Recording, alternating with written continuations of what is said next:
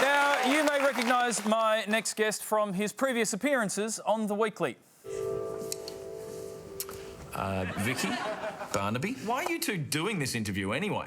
Well, as far as I see it, everybody else is making money out of Sebastian except for Sebastian. Yeah, I mean, I am making a fortune off all of this Sebastian merch. I've got the baby Akubras, they're going like hotcakes. Got the Sebastian bus.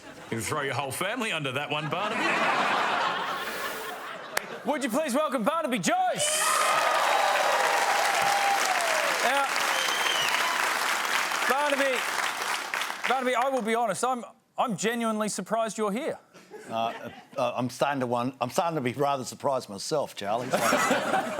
Well, I appreciate it. Now, before we go any further, just quickly, it's all right. I do have your cheque here for the interview. That's $1 billion as requested. Now, can I just ask you, can you not cash that until the next triennial funding period for the ABC? Actually, a bit of an incentive for you guys to not cut the ABC budget, because otherwise that baby is going to bounce.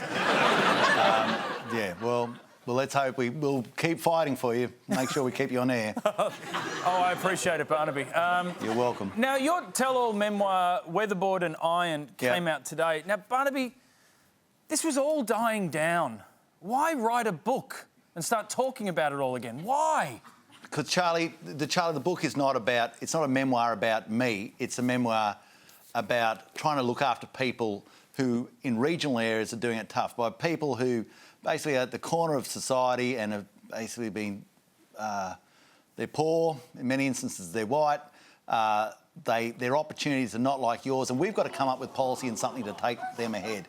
And if I don't speak on it, then I'm not doing my job. It's something I've been writing not for the last few weeks or year. I've been writing it over about 5 years, Charlie, and I'm trying to make sure that whilst I'm on the backbench, I have the capacity to speak my mind, that I get this sort of process and impetus behind policy out. You've dedicated this book to your beloved daughters. Are your daughters embarrassed by you?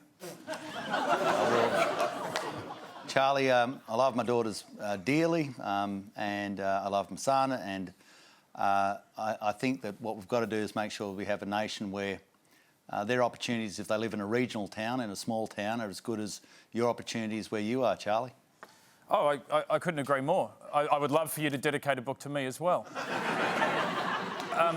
Now, Barnaby, the Coalition, I think, are a little embarrassed of all of this as well. Do you think Malcolm Turnbull wants you out selling a book right now? Well, I think that it's not the first politician to write a book, Charlie. I think the vast majority of them, or quite a large number, have written books, and I think books about policy are probably what politicians, if they're going to write, should be writing about, and that's particularly what this book is about. Yeah, other politicians have published books. You've had an unorthodox run-up to the publishing of that book. I think you'd agree. Well, I suppose, Charlie, it's a life in the public gaze is probably always a bit unorthodox. Yeah, but I mean, you came over the wicket. Now,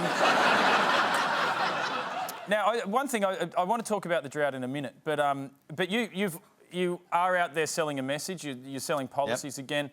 I'm just curious, given that Vicky said that members of your party put pressure on her to end her pregnancy, is it going to be hard for you to be out stumping with the Nationals? Well, that's a serious issue, but, Charlie, if your role in politics is to sit quietly on the backbench, say nothing and just vote as required, then I don't think you're doing your full job.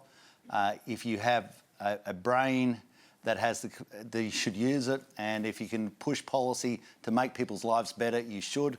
That's what you're paid to do, and that is the crux of what this is about. Now, obviously, there's an interest like you have of the personal in it. If I'd left that out, people would have said I was whitewashing it out. I want to make sure that if that gets you to read the book, well and good, read it, and hopefully pick up the rest of the message with it. Now, obviously, your personal life is a very small part of what you would like to talk about. So let's talk about something more important. Let's talk about the drought. What could people be doing to help? I think the big issue is pushing government to have What we need is droughts by lack of water and lack of feed. If we can get the centralisation of fodder, if we can get fodder into a central point, then we have the capacity to get that out to the stock. If we get that out to the stock, that gets the cash flow going around the towns. We've got to acknowledge, Charlie, this is not just for the farmers, it's for the hairdresser, for the cafe, all the people in town whose money is drying up because there's no money in the wider economy.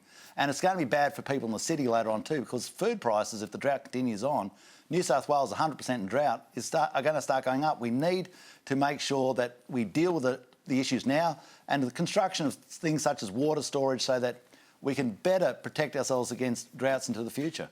Now, the book is called Weatherboard and Iron. Barnaby Joyce, thank you for your time. You are welcome back here anytime. Would you please thank Barnaby Joyce?